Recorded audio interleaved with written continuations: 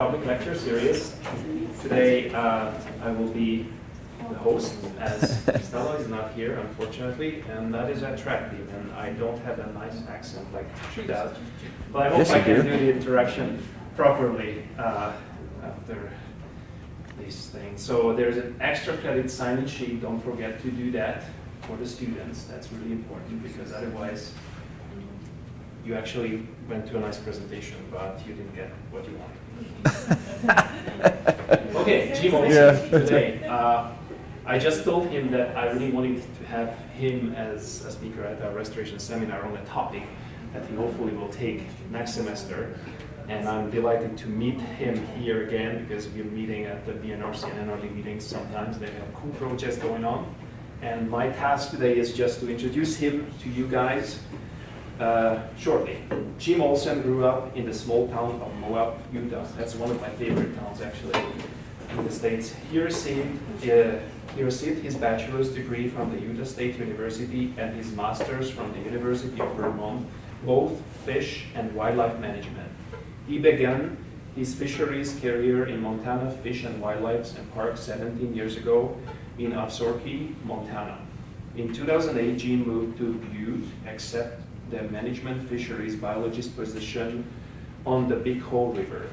And I think everybody else can just read whatever is the rest, because there's still a little bit to go, but I think it's much more excited to just listen to them. Thank you so much for being here. Yeah, thanks for having me. I appreciate it.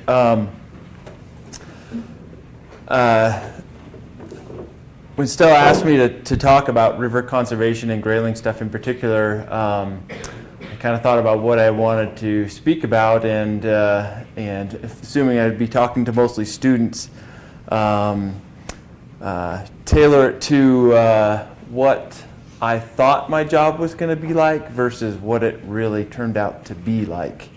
And when I first got into this career, I thought I'd just be playing with fish, saving the world for fish sort of a thing. And because I like fish. I like to fish. It's a big part of who I am and how I grew up. But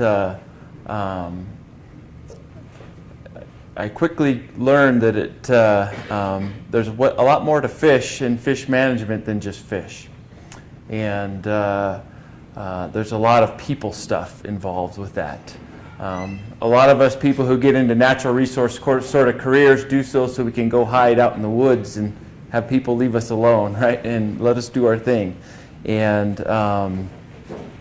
that's not the way it works. It doesn't work that way, and it's not supposed to work that way. And so I just wanted to kind of title this talk and give this presentation with that kind of background is that there's a lot of things that go into managing natural resources. And this is just going to be an example using Arctic grayling and West Slope cutthroat, which are two of our native salmonids to this part of the state, and how we have managed them in the past based on their biology, but then also the social and political constraints that go with that. As a public agency and as a public entity who manages the fish, we can never take people out of that equation. So that's kind of what I'm going to talk about.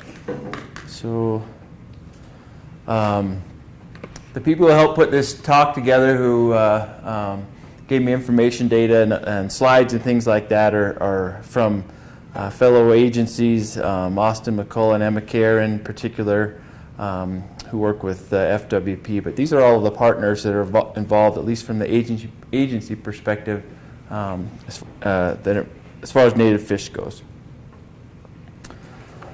So this is a grayling. First I wanted to go into a little bit of biology of the fish and why that's important, particularly as it relates to their management. So Arctic grayling are sexually dimorphic, so the males look different than the females. The males have the really big, bright dorsal fin. That's what distinguishes a grayling from most other salmonids, is that big dorsal fin. On the male, it often be colored purple and have pink hues in it. Really sort of pretty fish. As far as like their spawning behavior goes, grayling don't build nests like most other salmonids do. like all trout do. They find suitable substrate and they broadcast their eggs over the top of that suitable substrate. The females can produce between 2,000 and 7,000 eggs each, depending on their size. So bigger fish produce more eggs and bigger eggs. But grayling eggs on average are very small eggs. Their spawning time, at least for fluvial populations, for those that live in the rivers, is before high water. So like in the big hole drainage, it's about mid-April. The higher you go in elevation, the later it is. So alpine lakes, you're looking at late June is when they would spawn. But for river-dwelling populations, it's mid-April. They're also a highly migratory fish. They move a long ways to find their suitable habitat, up to 50 miles. That's with radio tags in the big hole that we've documented them swimming. Their eggs, once they lay their eggs, they're kind of neat. They have a very, very short incubation time, about 2 weeks, and those eggs are hatched and out and swimming around already. That, of course, is dependent on water temperature, but it's about that amount of time. As opposed to most other trout, you're looking at a month and a half before those eggs are out of the gravel and swimming around. The females of grayling, they spawn at age 3. They, of course, require cold, clean water. They are Arctic grayling, right? They're not tropical grayling. And their upper thermal lethal limit is about 76 degrees. So water temperatures higher than that, you're starting to, that's the average. And so you're having fish die when we get water above that.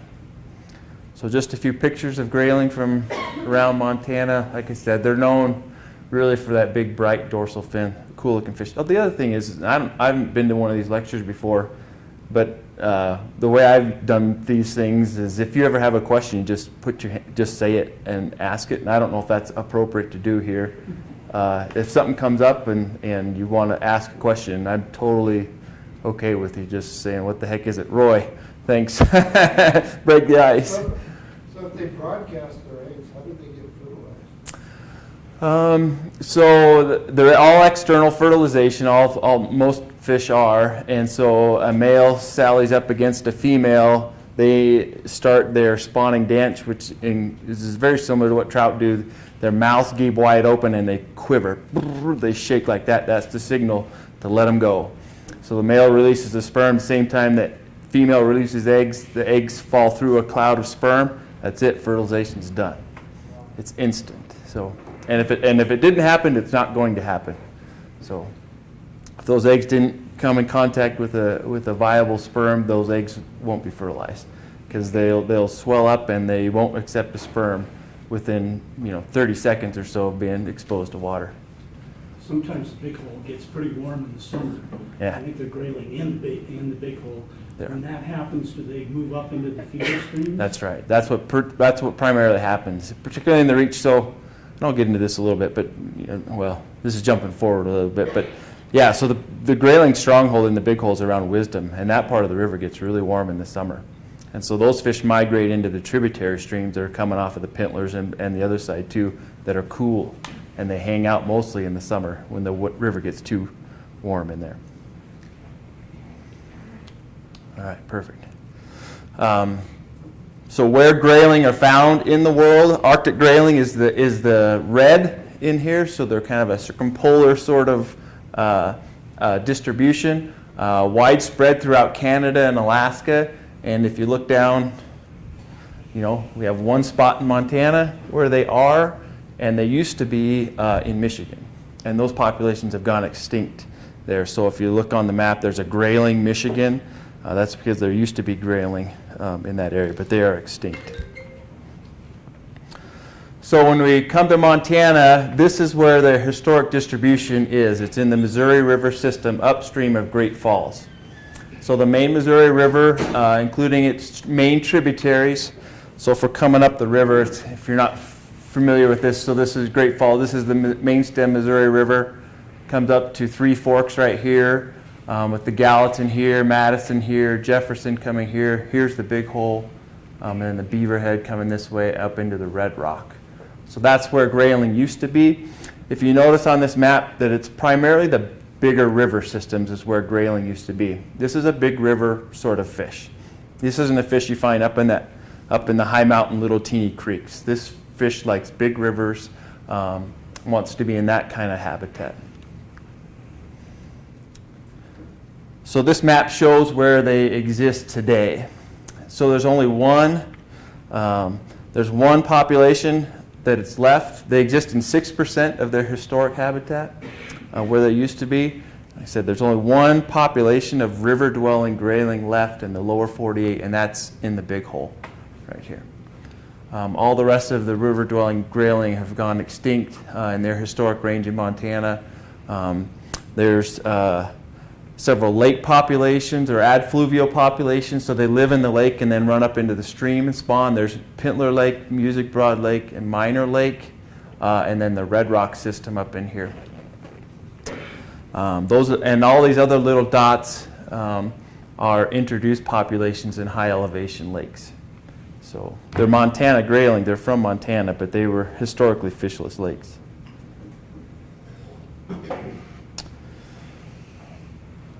One thing to understand about native fish too is by statute, my agency that I work for, Montana Fish, Wildlife and Parks, we're obligated to manage species so that they don't warrant listing under the Endangered Species Act.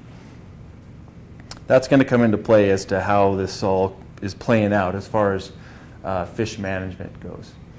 So how did we go from all these miles of occupied grayling habitat to only 6% now? The main things that have been identified are overfishing, habitat degradation, habitat fragmentation, dewatering, and the introduction of non-native fish. So I'll go into what these things are all about. So overfishing, it's one of the things that we kind of forget about because we have grocery stores.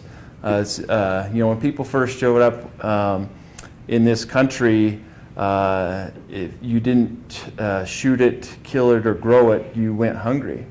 And so they developed all sorts of means to harvest food. And fish was certainly one of those. And fish traps, there's a reason why there's a fish trap creek in the Big Hole. Fish traps were put up on these tributary streams, so as these fish would come up out of the main river when they either got warm or when they were doing their spawning migrations, fish traps were set up on these streams and they could harvest those fish as they come up. And remember that it's a 3-year generation cycle for a grayling, so from the time it's born to when it spawns, it's 3 years. So if you heavily trap a stream for 3 years, you can essentially wipe out the entire population of that stream because you'll go through a whole generation of fish. So it's something we don't think about now because so few people rely on fish for their main food source, but that certainly was something that was big back in the day.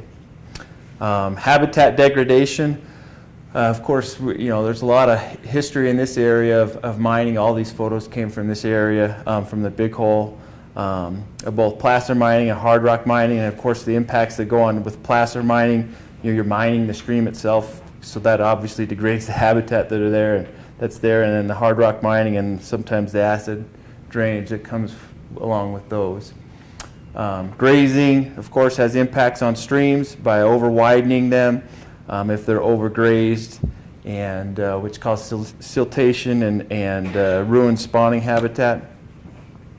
A lot of things that were done too in the Big Hole where they straightened the river out, put a bulldozer in one end because we were trying to deliver water as quick as we could to somewhere else, and basically create a whole new stream channel by just bulldozing it through. Impacts on riparian areas. Riparian areas are very critical for Arctic grayling from both a stream temperature and a habitat perspective because of the shading they provide and also the stream bank stability that they provide. But a lot of these places the willows were removed because willows don't grow cows very good. And also land leveling constricted riparian areas. So they'd level the countryside out, level that, bring that fill material, the dirt, back into the riparian areas, flatten those out so that they're more easily irrigated. And of course, a lot of deforestation around this area occurred to both for mining and for the railroad. There's a stream in the Big Hole called Tie Creek that they was logged for railroad ties. All those ties were transported to the railroad by the river and the stream. So they would often build up dams, dam the river or the little stream off, let it fill up with water, fill it full of railroad ties, and then they'd blow the dam up and sluice all the railroad ties down to the main river. As far as habitat fragmentation goes, so grayling move a long distance and they're a big river fish. So when we put dams in the river, that significantly alters their ability to access spawning areas. There's a urban legend that when they put Lima Dam in, up there by Lima, that in the years following that, there was thousands of grayling that were just stacking up below that dam because they were trying to go upstream and they couldn't get there any further. There's 6 Mainstem dams from Great Falls to the Red Rock. Holter, Hauser, Canyon Ferry, Toston, Clark Canyon, and Lima. The Big Hole and the Gallatin are the only major tributaries to the Missouri that remain undammed. And of course the Big Hole is the only place where we have any grayling left. Also, as far as habitat fragmentation, there's smaller irrigation diversions that at least seasonally prevent fish passage. Like we were saying before, those fish need to run up into those tributary streams to access cold water during the summertime. And even a small irrigation diversion can block that fish passage when they need to be, moving upstream.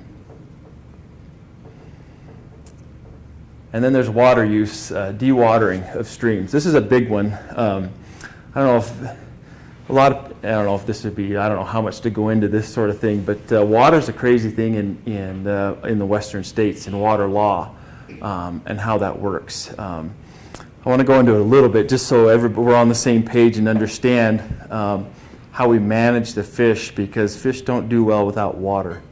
And water belongs to the citizens of Montana.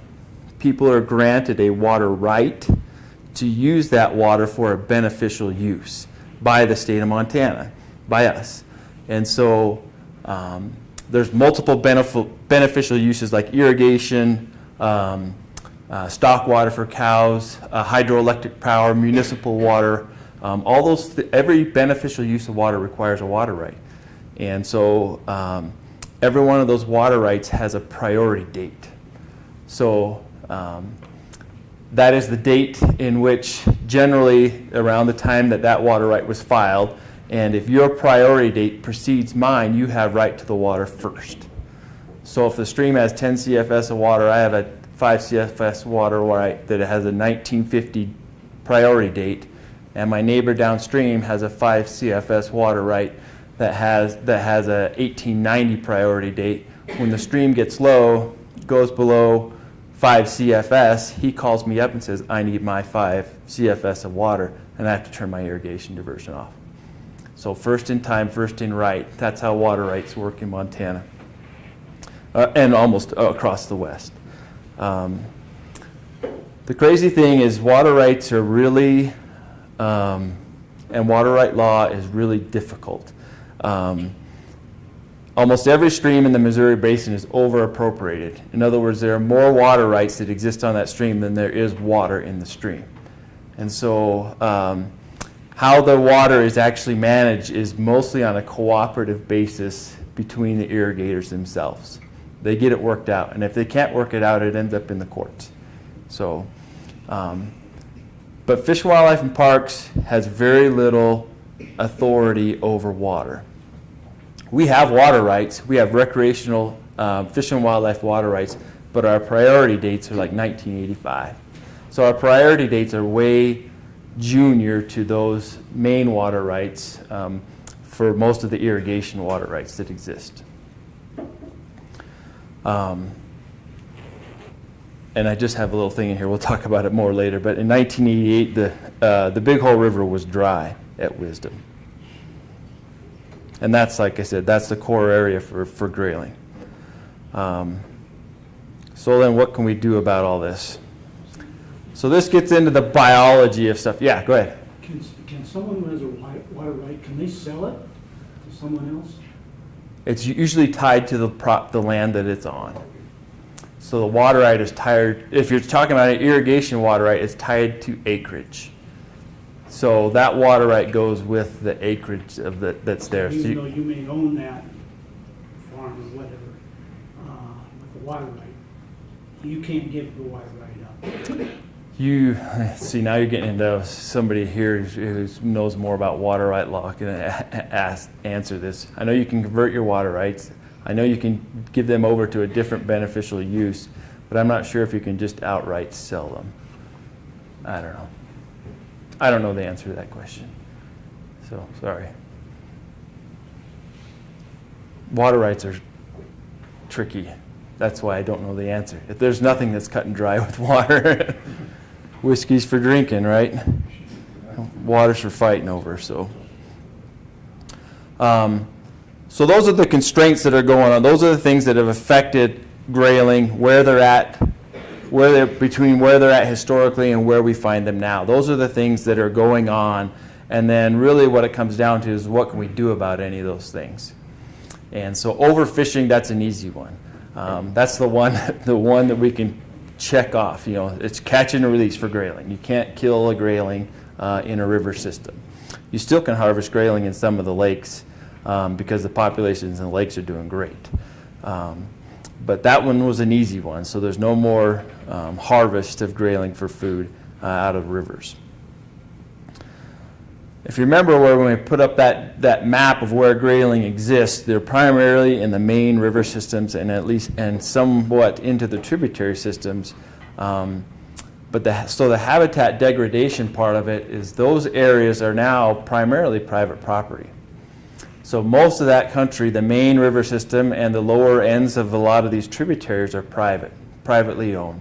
So the habitat isn't in public ownership. And we don't, as a public agency, we don't have the ability to come in and tell people how they manage their land. To tell them they can't have cows here or they can't irrigate there or do that sort of, that doesn't exist. And so that's a tough one on how we address habitat issues for Arctic grayling. As far as habitat fragmentation goes, because we don't have fish in the Mainstem rivers for the most part, there's no fish passage at Canyon Ferry Dam or Holter Dam or any of these dams because there's really no reason for it to be there because we don't have any fish there anymore. The dewatering thing is one of the things that really surfaced as one of the main drivers of what's going on as far as grayling management. And like I said before, FWP, we have water rights in the rivers, but they are, the priority date is very junior to all of the other irrigation, most of the irrigation rights that exist out there. And we have no authority over water rights either. Water rights are overseen by the Department of Natural Resources and Conservation in Montana. The other thing that I didn't have up there, I didn't talk about very much, was non-native fish. So in most of our rivers and streams now, we have fish there that are trout species, at least, that are not native. So rainbow trout, brook trout, brown trout are not native to Montana, or at least to the upper Missouri. Rainbow trout are native to the northwest corner of the state, but not down here. How did those fish get introduced then? We did it. Yeah. The government? Or? Yep. So the Fish and Wildlife Commission, or not commission, the predecessor to the Fish and Wildlife Service, it was governmentally done. The government brought in the fish, and generally the Sportsman's Group distributed them. So basically, when fish stocks went down, around the turn of the century, instead of using our native stocks to replenish them through the hatchery sort of system, we brought in fish from the East Coast, which would have been brook trout, brown trout from Europe, and then the rainbows from the West Coast. So instead of using our native fish to replace what was depleted, we brought in different stocks. Same thing happened to wildlife. Wildlife was in the exact same situation. There were very few elk, deer, antelope, everything like that was in really tough shape, but what we brought back were the same species mostly on the wildlife end of things. But on the fish end of things, that's not the way we did it. Anyway, now, like I said, those non-native fish are widespread. They're all throughout the systems, and the ability to do anything about that is pretty small. Biologically infeasible, technically infeasible if you're familiar with all of the terms that go with all the reclamation and work and things that are technically impractical is what it turns out to be. There's nothing we can really do about it. Other than we can adjust our fishing regulations so that they would favor our native fish, which is what we do now. The brook trout limit is 20. You can keep 5 brown trout a day. And there's no size limit up in this area where there's grayling. But just so few people keep fish anymore that our regulations don't mean a whole lot as far as conservation goes. All right.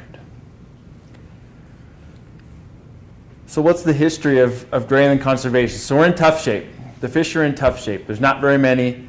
Their trend has not been good as far as recovering. And so what have we done?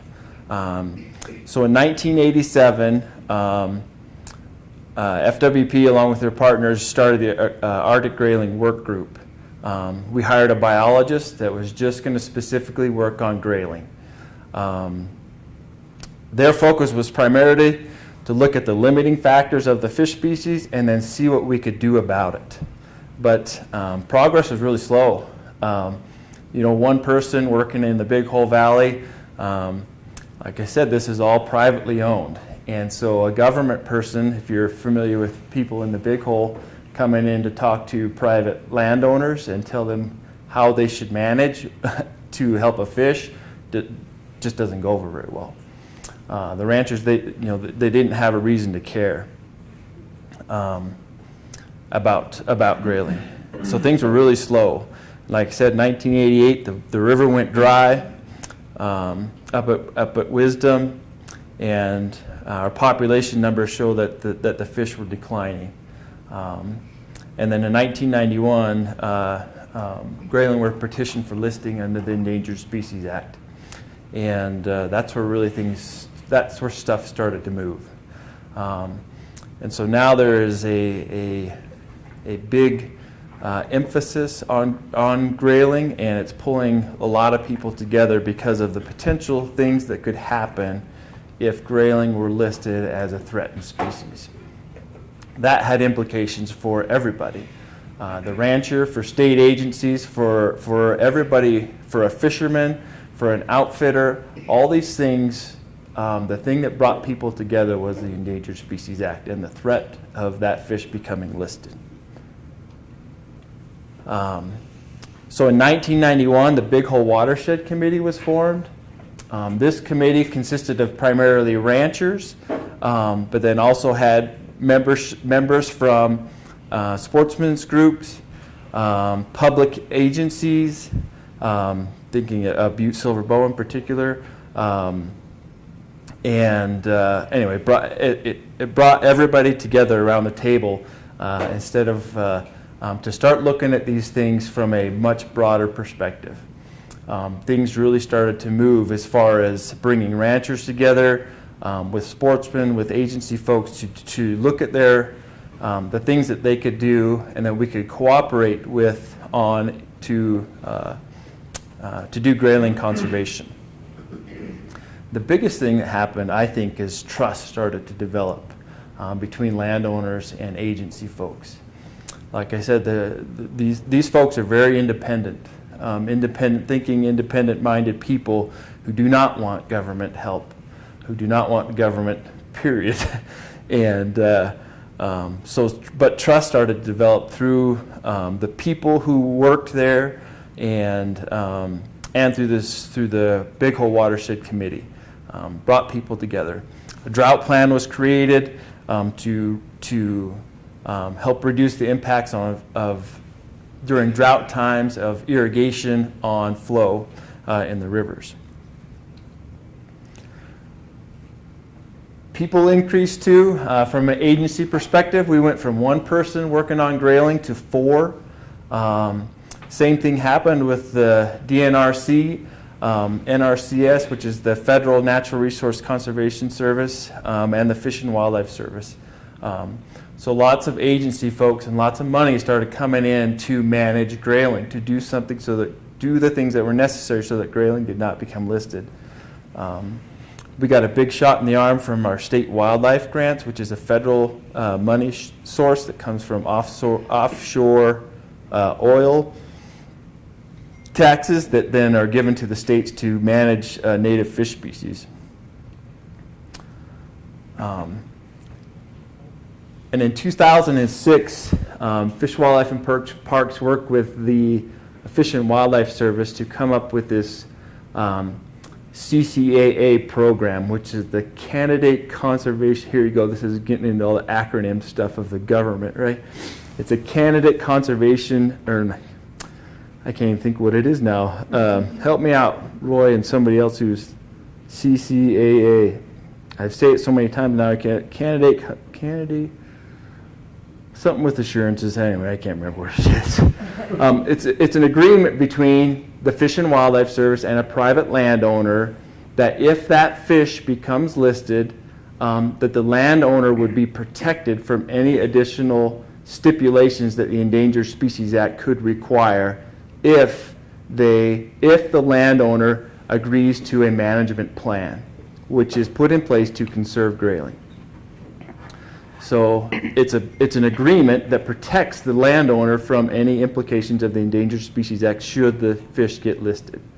And so all these plans started getting put together in the Big Hole Valley. So what they addressed, each one of these plans addressed stream flow, so the irrigation diversions and the water rights that were on there, and targets for stream flow within each one of the reaches in that upper Big Hole area. Entrainment, or fish going down into ditches. Riparian health.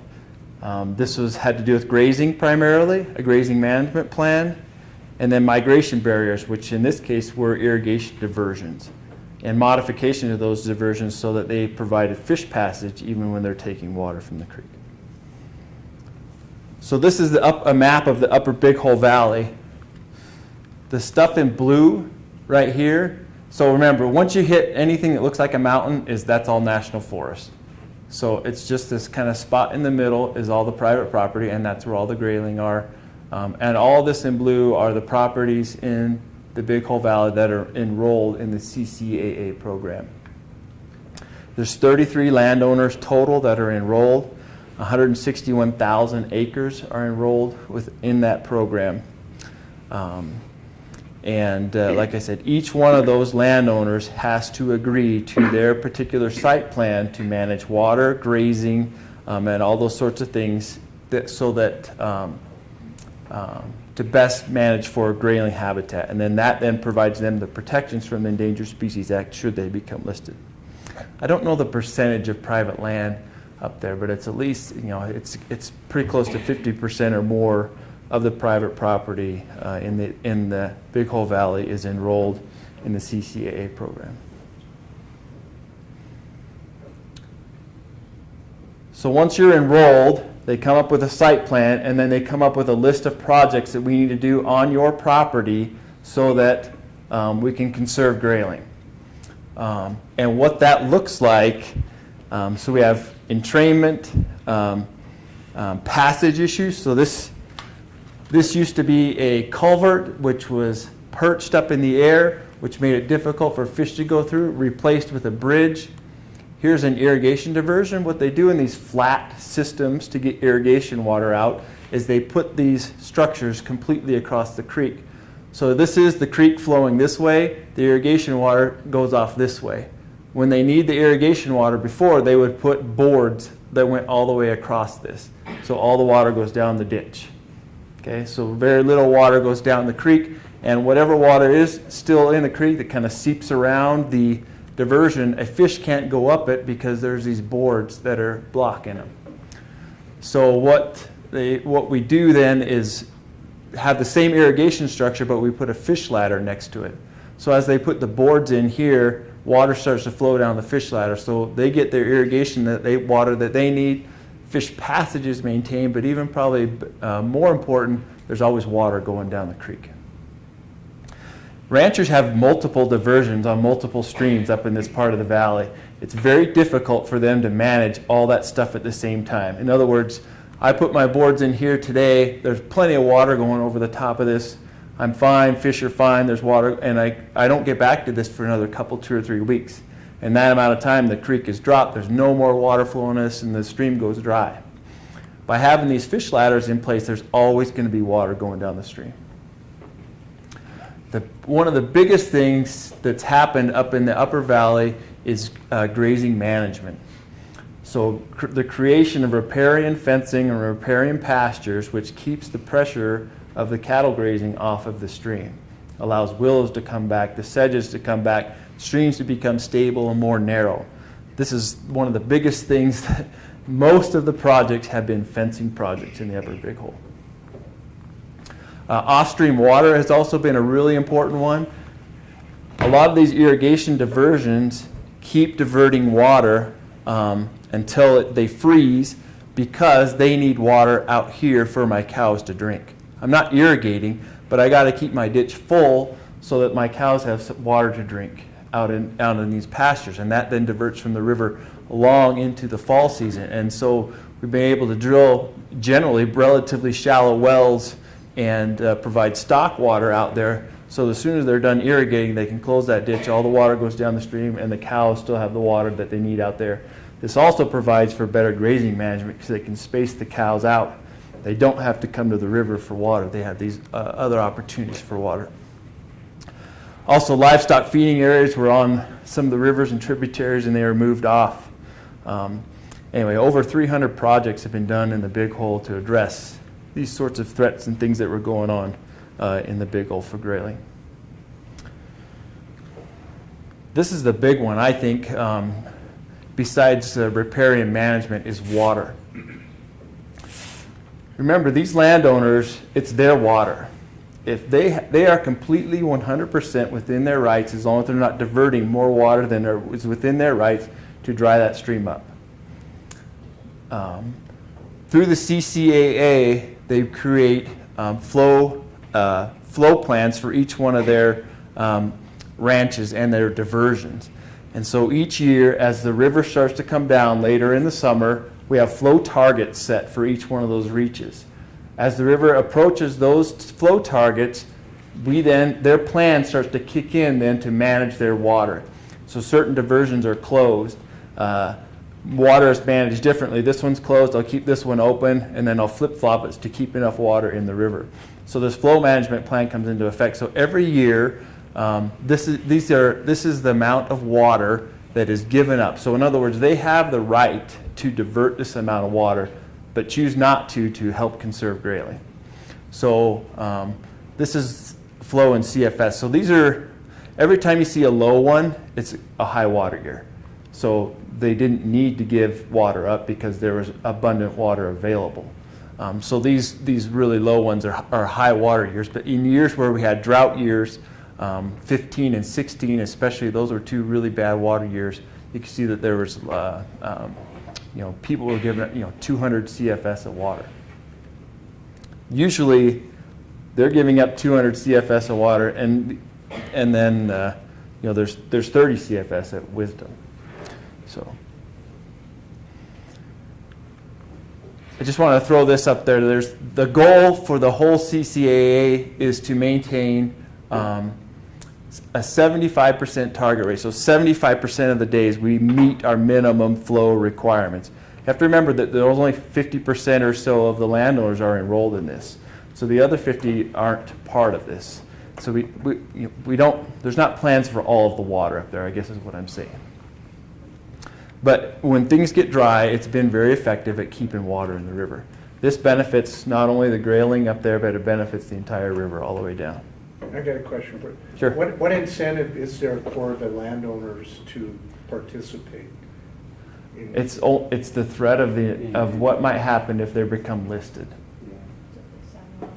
And that's a big question that exists out there, because the Endangered Species Act technically is only should affect things that have a federal nexus. Right, but you said 50% of them are participating. Yeah.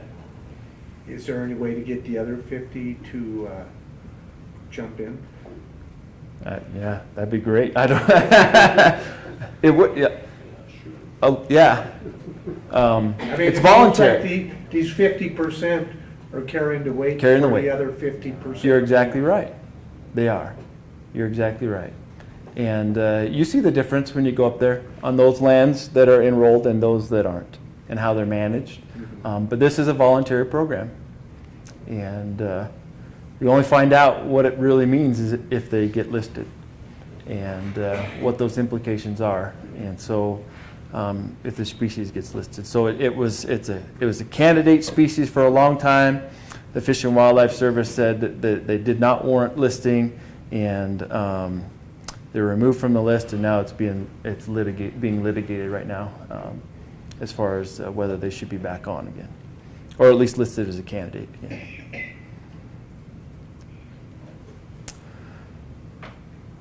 So the overall thing, this overall management plan and strategy has been incredibly successful.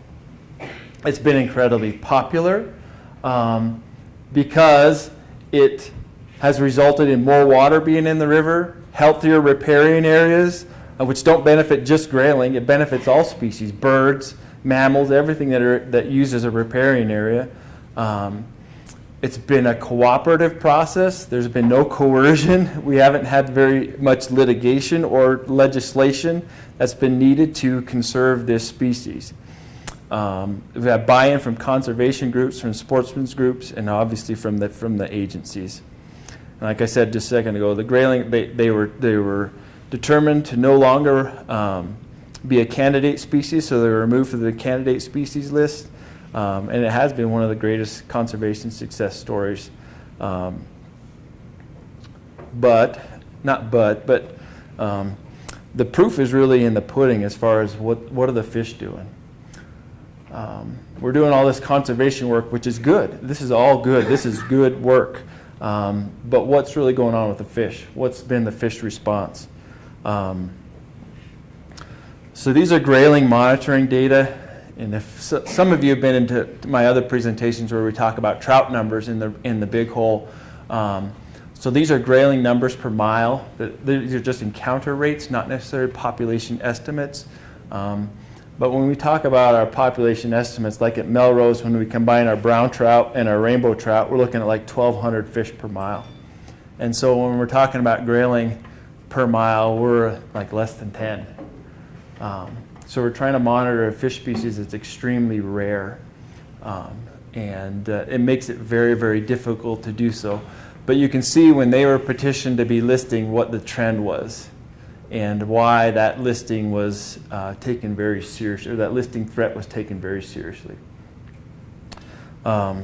Because these fish are so rare and it's very difficult to monitor rare fish populations, we've actually switched to genetic monitoring of these fish.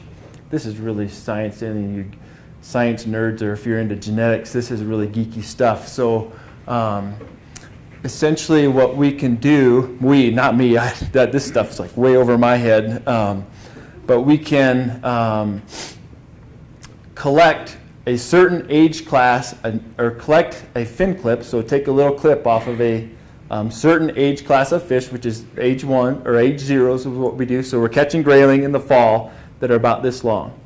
And we try to catch them from a variety of places across the landscape where they spawn, where we know they spawn in some of these tributary streams in the Mainstem. We take that little fin clip off, we send it to the genetics lab, we send them about 100 fin clips or so, is what we're trying to shoot for, and they come back and tell us how many parents it took to produce those fish. So in other words, how related are each one of those little fish that we took those fin clips from. And they give us an estimate on the total number of parents that it took to make that generation of fish. And that's called this N sub B estimate. There's a lot of statistics and fancy math that go into this. When the numbers of fish are really low, this is a very accurate way of determining how many fish are there. So when our estimates are down here, if you see these error bars, they're really tight. When we get up closer to 500, our error bars go through the roof. That's just a natural artifact of this technique. And it's a technique that is really set up to monitor very low abundant populations. Because once we get 500 spawning adults, we're good to go. That's great. That's where we want to be. So if we have great big error bars on this, we're okay with that. It's when we get down here where the numbers are really low that we really want to know what's going on. And this technique has shown pretty well that, so we started the CCAA in 2007. You can see where fish numbers were, the number of breeders that existed in the system. And then as these conservation projects and things started to go in the ground, we see numbers increase. At the same time, we also saw really good flow years too. 2011 through 2014 were pretty good flow years. And so our numbers of fish improved, we think both as a result of good flows and of improved habitat. So if I kind of stick these two graphs on the same line at least, we kind of come up with this pre-estimate, if you would, of grayling abundance, pre-CCAA and pre all these habitat projects. And then we have a new kind of abundance estimate post all these projects. And it seems like about a doubling of the numbers of grayling that we're seeing in that upper river. So it is working, or it sure appears to be. Grayling are in better shape now than they were in the last 15 or 20 years. What happened in 1988? The river went dry. But you got a large number of fish. Yeah, so these population estimates would have been, these are all done back in, I don't know, I don't know. So I was, let's see, 88, I was 12 years old, so I don't know. Yeah. It just looks really I don't weird. know. Could it be that if the water's dry, that they're packed closer together? If a lot of the rain goes Oh, over, maybe. it Maybe they Could found a have pool. been. Yeah, I'd have to, I don't know. Yeah. How about the population that was planted up in the Ruby? Back Yep. You were probably Yep. in the 8th grade then. That's right. No, it wasn't that long ago. But that's far from the Yes. mains. I mean, that's about that wide in places. Yeah, exactly. And they're doing good up there. Oh, they are? They are, yep. So that's a success. So we haven't stocked that in I think 8 years now, and there's been reproduction every year, Really? and reproduction is going really good now. So it took a while at first for them to kind of figure out the spawning locations and things like that, but things look pretty good up there in They the did upper a lot river. with where the cattle are getting water up in the foothills instead of carrying down. Yeah, right on the creek. Yeah, exactly. Yep. So that's kind of one of the areas that is interesting to because it's different than how we focused our other management, and so it gives us, we're trying things now differently than we were 10 years ago based on the success that's gone on in the Ruby. So we're trying to introduce grayling into some other streams and things like that. So what were they planted in the lake and then went up the? No, they planted them up the stream. In fact, it's right towards the headwaters where they're doing the best. That's So, what I thought. yeah. He said they were the main stem. Yep. I mean, the creek's about that wide up there. Yeah, and it seems to be they're doing really well there. There's a bunch of beaver dam activity. So the adults are doing good in the beaver, in the ponds and things like that, and then using the tributaries and that sort of thing. That's where they're doing the best. But there's been reproduction all through that system. So. All right, where am I? How am I doing for time? It's 10 to 5. So I got 10 minutes. Holy crap. Okay, switch to cutthroat. The only reason I wanted to throw cutthroat in here, cutthroat is what I have more experience with personally, but also it's a very contrasting sort of management that we have to do in order to conserve our native, one of our other native salmonids, which is the West Slope cutthroat. So cutthroat trout, that's our native trout, our only native trout species in this part of the state. They're different in their biology, of course, than a grayling would be. They tend to spawn, a female tends to spawn when she's 4. She'll produce between 200 and 2,000 eggs, depending on her size. So a fish like that size would be about 200 eggs. That's a mature fish out of a small stream. So The females construct a redd or a nest, just like other trout species do. The really cool thing about West Slope cutthroat trout is they're very site faithful. So if they were spawned here, grew up here, they stay here. So a fish from this creek here could be very different from a fish that's in the creek across the valley genetically. So they're very site faithful as far as their spawning goes. They're not roamers. Most other salmonids are roamers. They tend to, we usually come back to the same spot, but we often, some other times we'll go to another creek, pioneer a new spot. But that's not the way West Slopes work for the most part. The other thing you got to understand about West Slope cutthroat trout is that they can hybridize with other Oncorhynchus fish species. So rainbows, Yellowstone cutthroat, golden trout, all those species they can hybridize with. And their hybrids are fertile, so they can reproduce. So this is what the distribution of West Slope cutthroat looks like. So it's one of our, of course, interior cutthroat species. It goes on both sides of the Continental Divide in the upper Missouri Basin. So there are East Slope, West Slope. They exist over here. They're genetically different, but they're still considered the same species from the fish that are on the west side here and fish that are in the Salmon River drainage here. They're all considered West Slope cutthroat, but they're all very genetically distinct from each other. Cutthroat, too, just like grayling, exist in about 6% of their historic range, and I'm just going to focus on the big hole because that's where I work. So this is where cutthroat used to be in the big hole. So you can see that they were a mainstem fish, but then they also go up into the tributaries all the way pretty much to the top. So these fish would be in the main river, and they'd be clear up into the little creeks all the way to the top of them. This is where a survey was done about 25 years ago now, and looking for where cutthroat were, and this is where they found them. So this is where we have cutthroat left. So we went from this to this. This is what our 6% looks like. But you can see they're pretty widely distributed, but they're found exclusively in high mountain, small stream, tributary kind of systems. We don't have any viable populations in the Mainstem River. Occasionally you can catch one fishing, and occasionally we catch them shocking, but they're few and far between. Not what we consider like a viable population. All right. Same exact story for how we got to where we're at as far as West Slopes go. Same problems. Solution is very different though. At least, well, for the first one it's the same. It's catch and release, but although now you can keep one cutthroat in a stream, habitat degradation is different because where we have cutthroat left now is almost all on public property. So it's almost all in the national forest. And for the most part, that habitat's in pretty good shape. There are still some issues, of course, but for the most part, it's in pretty good shape. So habitat isn't one of our limiting factors like it was for grayling. Fragmentation, similar sort of thing. Up on the upper, there are very few, if any, irrigation diversions up where cutthroat exists still. They're up in these high mountain tributaries.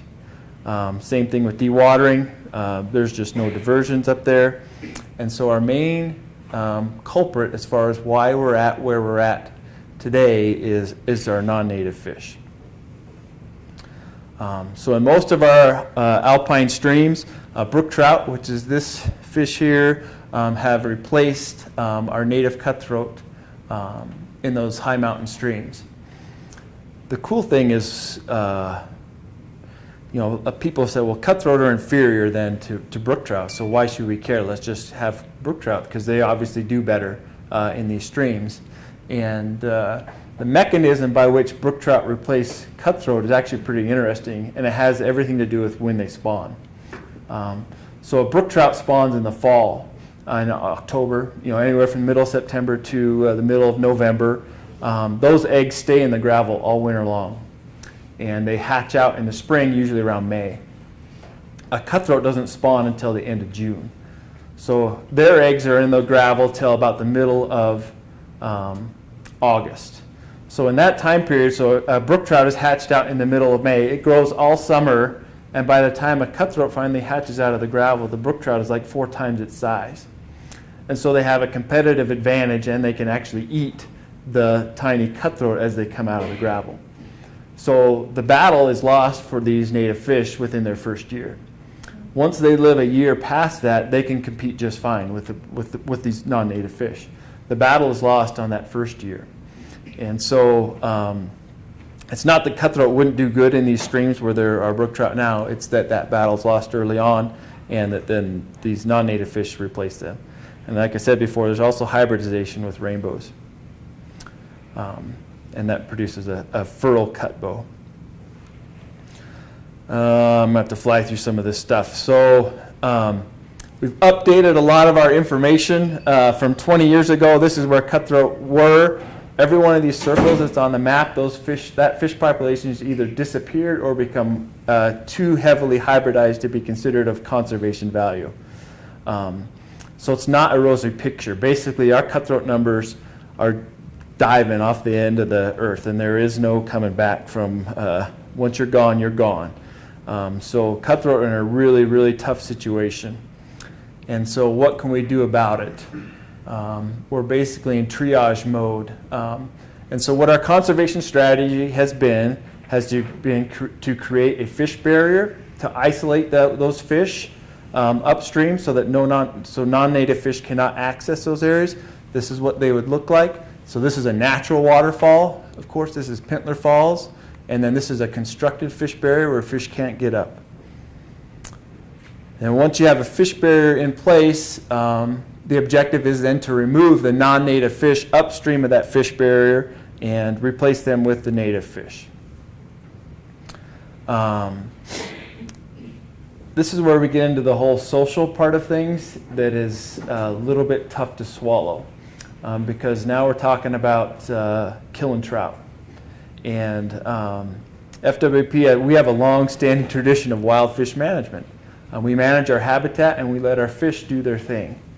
And so this is kind of a change in that sort of thinking, in that we're trying to replace fish that have been there for 100 years with another trout species that is native. And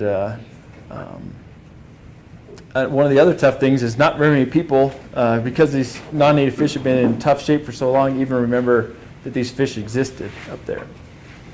And the other thing about it, I'm going to just skip that one, is the primary tool that we use to do this is chemical means through the use of rotenone. And so talk a little about what is rotenone. So rotenone is a chemical that's extracted from tropical plants.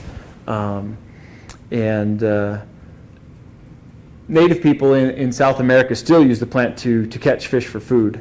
And because it's a natural substance, it breaks down really quick in the environment. It affects fish by putting a block in that Krebs cycle. If you remember from biology, you take water and sugar and you convert them into energy, and it puts a block into that cycle. The reason it's so effective on fish is it goes directly into their bloodstream through their gills, and so it's readily absorbed straight to their blood, which then produces death. But then other animals don't have that direct route into their blood, so it doesn't affect terrestrial animals or birds or plants or anything else like that. Anything that ingests it's readily absorbed into their gut, through their gut, or not readily absorbed, and it's broken down in the gut. And so there's few impacts on non-target organisms. The other thing too about it is we can neutralize it at the fish barrier by adding potassium permanganate. So the rotenone doesn't go downstream farther than what we want it to. I better skip this. It's kind of cool, but I don't even know if it'll work. Let me skip it forward. So this is a video, a hunting video, where this guy's down in South America and he's with this native tribe, and they actually grow one of the plants that has rotenone in it, and so they're going to go rotenone fishing. And so they take this plant and they pulp it up into these. Just make it into this pulp. Let me skip forward a little bit. Anyway, he can get his own narrative about what's going on. They take that plant, they turn it into, into this pulp. They just grind it up, put it in these sacks, get in their boat, go up the river, find a little lagoon like this that doesn't have a lot of flow in it.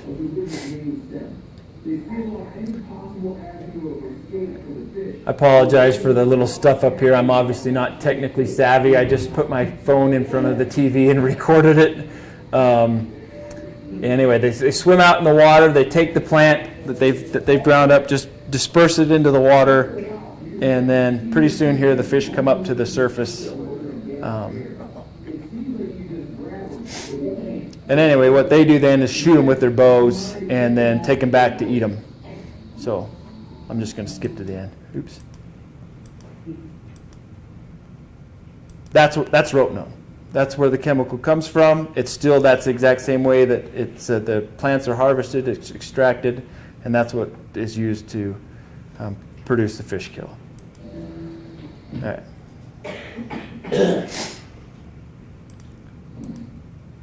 Oh crap! Now I don't know what I'm doing. Okay. So we've had a history of using rotenone for about 70 years in the U.S. We've shown that it works for native fish restoration purposes. This article here came from the project that was done in the up in the Flathead country, the largest cutthroat restoration project that's ever been done, where everything upstream of Hungry Horse Dam is now only West Slope cutthroat and bull trout. All the non-native species have been removed. This is one that they just did in Banff National Park up in Canada, and Paiute cutthroat were also restored, and this one is for grayling up in the Yellowstone. But the use of chemicals in water is not as socially accepted, not as socially accepted as other means of native fish restoration.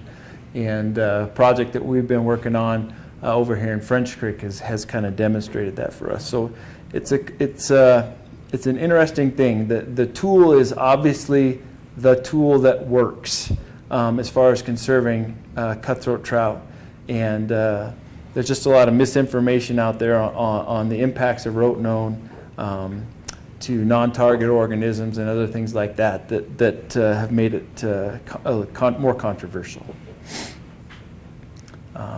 Anyway, this little article was about Cherry Creek in the Upper Madison that they did restoration on. And so far in the Big Hole, we've done 11 projects using this technique to restore native fish to about 67 miles of stream and 3 lakes. So,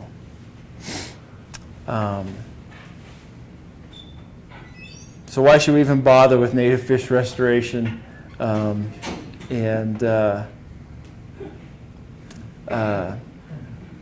Yeah, that's a quote from Rob Leary. He's our geneticist.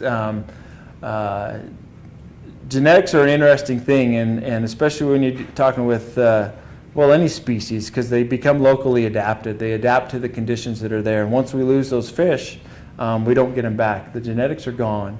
And Rob told us one time that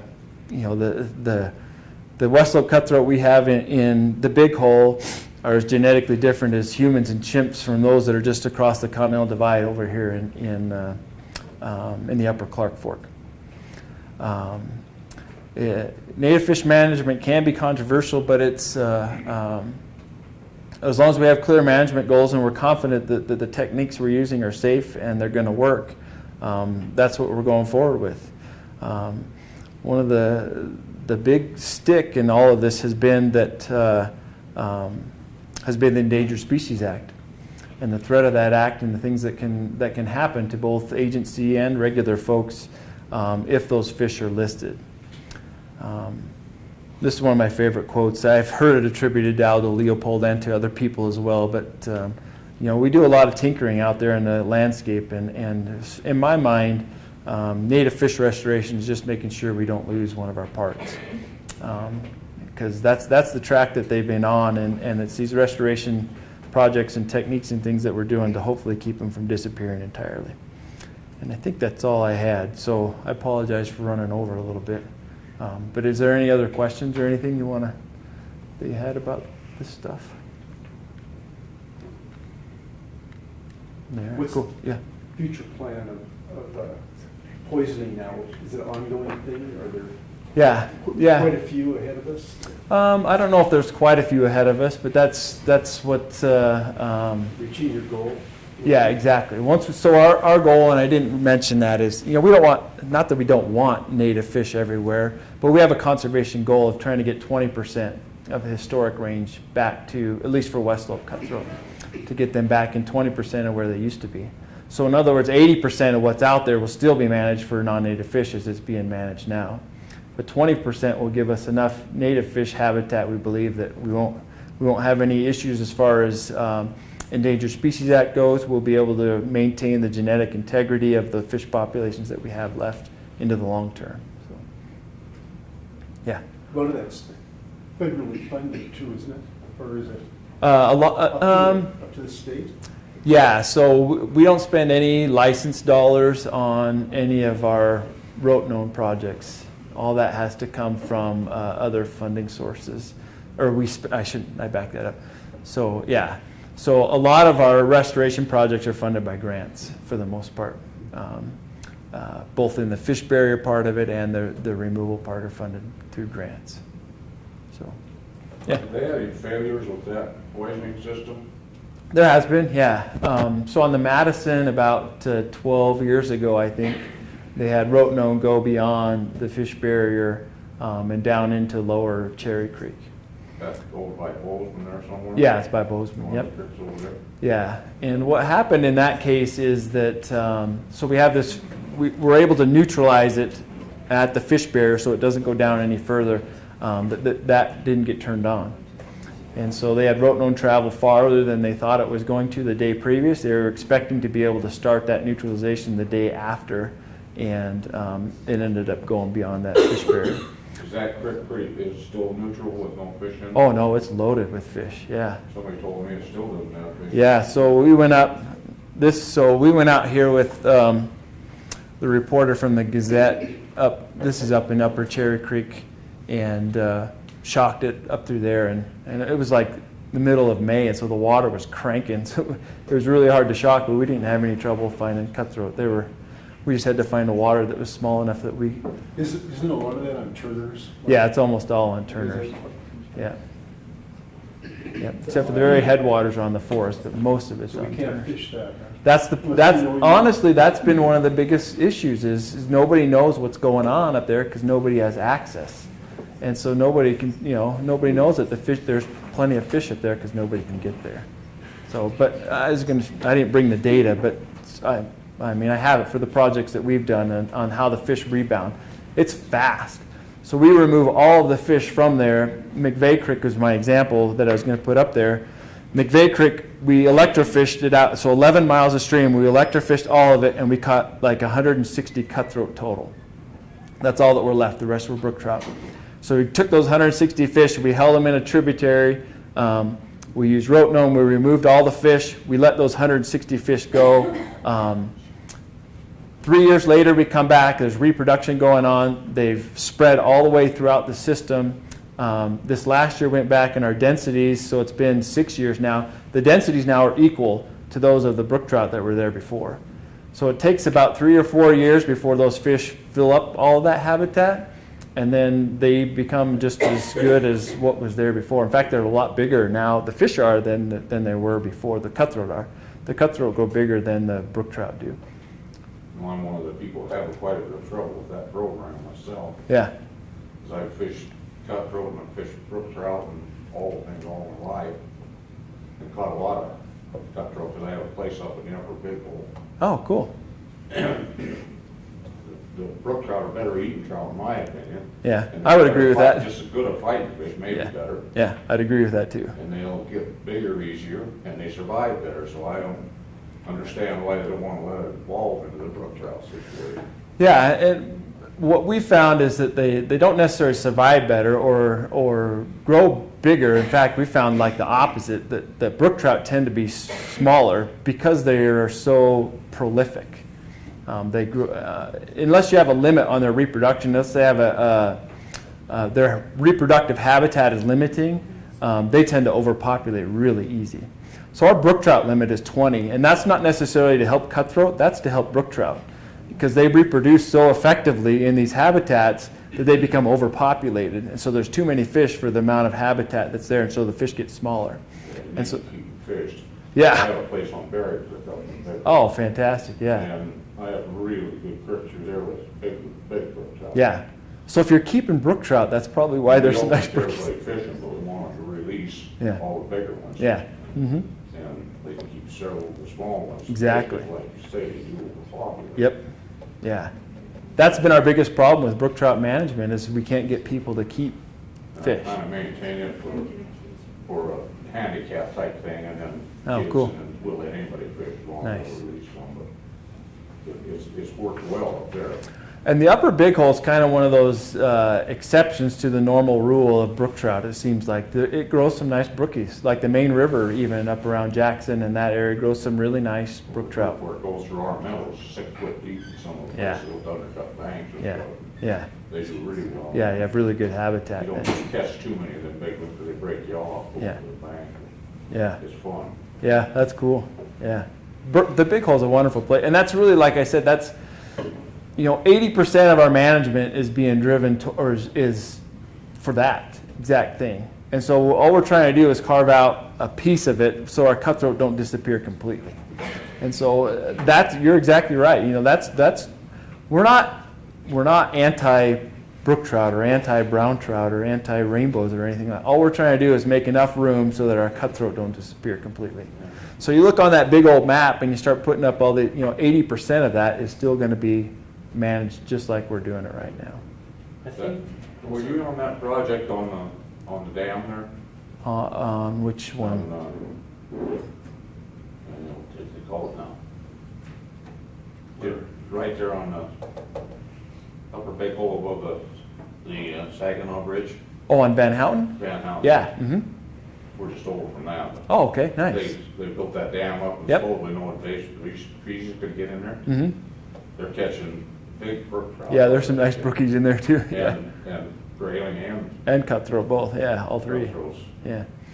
So we didn't, yeah. So in that case, we didn't get rid of all the brookies. But in lake situations, it doesn't seem to matter as But much. they drained the lake completely down and took everything Yeah. out of there. Yeah, we didn't drain it all the way. But they're not supposed to be able to get back up that dam they built there. Yeah, they can't get up that dam. They were there to begin. So we didn't get rid of all of them. So they were in the creeks up above too.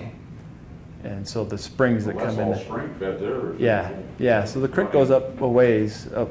So it has two. One comes out by the campground, and the other one. Could have put some in there, I don't know. I don't think so. Like we found them like the year after, like little ones. So, but in lake situations, that doesn't seem to. They get along fine, I guess is what I'm saying. So having brook trout in there, it isn't going to mean there's going to be no cutthroat or grayling in every lake, because Pintler Lake has cutthroat or has brookies. Music Broad has brookies. Minor has brookies, and the grayling, and they all get along fine in the lakes. It's the little creeks where that doesn't seem to work out so good. So we're not too concerned, and there's some nice fish in there. I just wanted to suggest we can continue conversation, but there are students and people. It's 5:15, so I just would like to thank you Yep. for your attention, and I think people want to actually still continue conversation, just stay. Yeah, Don't that'd be harm great. that, but thank you so much for Mhm. that lovely talk. Yep.